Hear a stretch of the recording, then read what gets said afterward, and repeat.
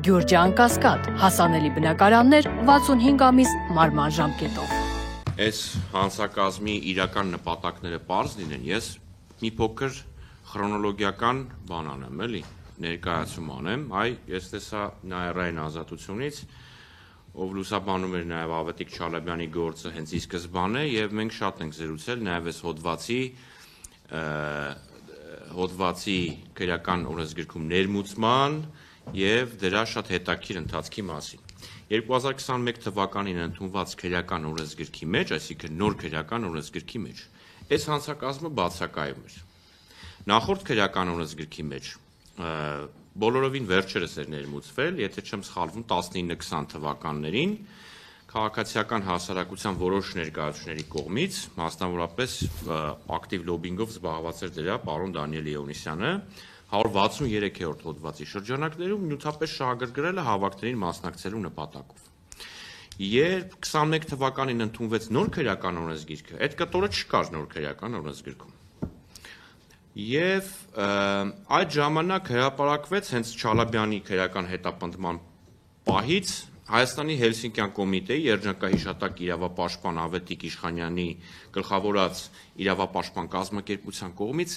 կազմվեց զեկույց, որտեղ կազմակերպությունը բացահայտեց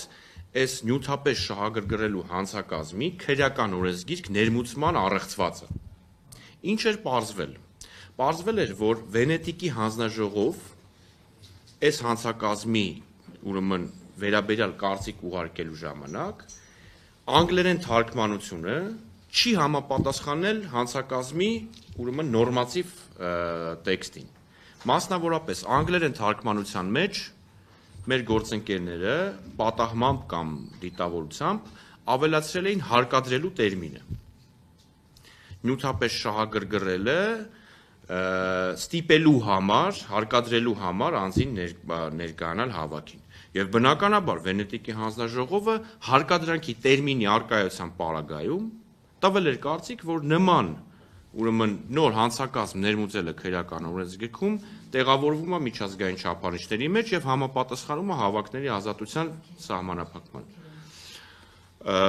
Ես չեմ ուզենա սխալվեմ անունը տալու շրջանակներում, բայց եթե չեմ սխալվում, նաև Արդարադատության նախարարությունը որպես ուրեմն օրինագծի նոմինալ հեղինակ ներգրաված է եղել այդ process-ում, բայց թարգմանության մասով ես գիտեմ, որ էլի ինչ-որ իրավապաշտպան կազմակերպություն են եղել։ Այսինքն Վենետիկի հանձնաժողովը այն ժամանակ տալիս է, որ սա նորմալ, շատ նորմալ է ուրեմն հանցակազմ է, ինչի որովհետև այդ հարկադրանքի տերմինը անգլերեն թարգմանության մեջ ես իմ ոնց եկել ավելացել էր Վենետիկի հանձնաժողովի հարցման մեջ։ Եվ Ավետիք Չալաբյանի քրեական հետապնդումը 22 թվականի մայիսին սկսվեց, ընդամենը 1 ամիս հետո այն նոր քրեական օրենսգիրքը պիտի ուժի մեջ մտներ, որտեղ այս հանցակազմը չկար։ Մենք դատարանում Չալաբյանի կալանքի ուրեմն հարցի քննարկման ժամանակ ասացինք հարգելի դատարան, ընդամենը 1 ամսից այս հոդվածը արդեն ապաքրեական է լինելու, Ավետիք Չալաբյանի նկատմամբ քրեական հետապնդում չի կարող իրականացվել։ Դուք 2 ամսով ո՞նց եք կալանավորում։ Դրանից 1 շաբաթ հետո հրատապ կարգով ազգային ժողովում քաղաքացիական պայմանագիր այն ժամանակ այդ քաղաքացիական պայմանագիր ուրեմն ֆրակցիան բերեց օրինագիծ, որով ավելացնում էին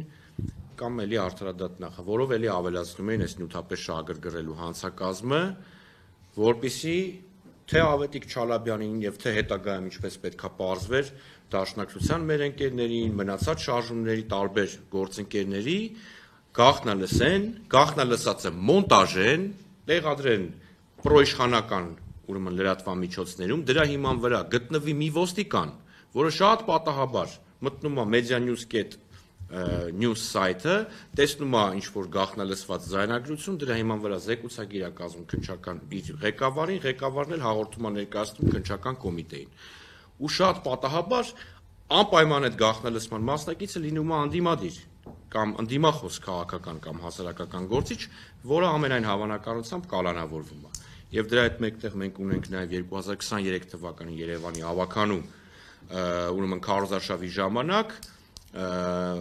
շատ կոնկրետ դեպք ձայնագրված բլոգեր Արտուր Չախոյանը նոր-նորքի Գայի Արցանի հատվածում քաղաքացիական պայմանագիր կուսակցության հանրահավաքի ժամանակ ում մոտենումը հարցնում է որտեղից եք, ասում են ես որ մանկապարտեզի տնօրենն եմ։ Նույնիսկ մի քանի հոգու հարցնելուց հետո մոտենում է մեկ ուրիշին, էլ չի ասում դուք որտեղից եք, ասում է իսկ դուք որ մանկապարտեզի ուրեմն աշխատակից եք։ Ուրեմն ընդհանուր առմամբ էսա շատ ողջունելի է, որ Վենետիկի հանձնաժողովը ուրեմն հնարավորություն ունեցավ նաև սահմանադրական դատարանի դիմումի հիման վրա, ուշացած դիմումի հիման վրա ուրեմն տալ կարծիք եւ ներկայացնել դրա այս հանցակազմի իրավական որոշակիության խնդիրները, նաև բովանդակային եւ տրամաբանական խնդիրները։